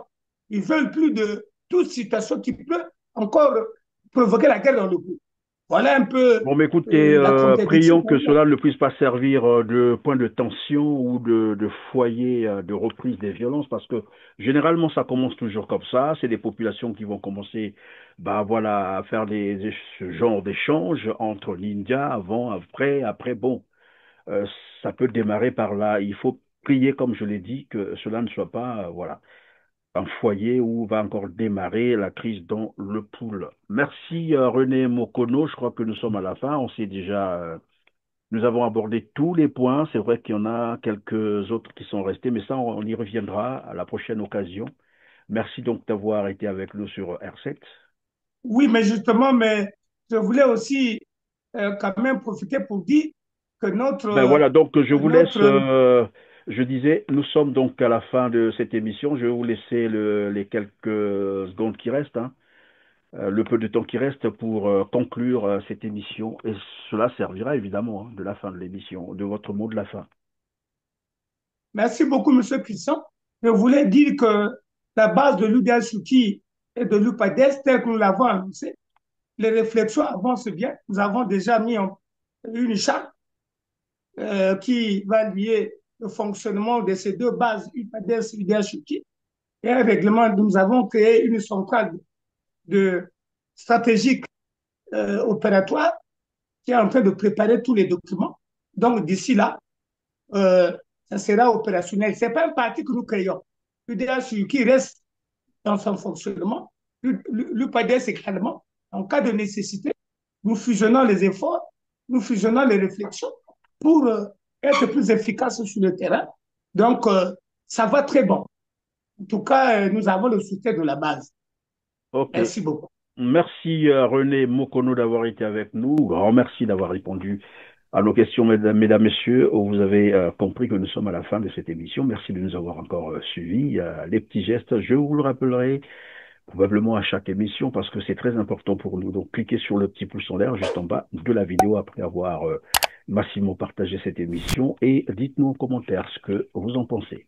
Sur ce, on se dit au revoir et à très bientôt. Merci.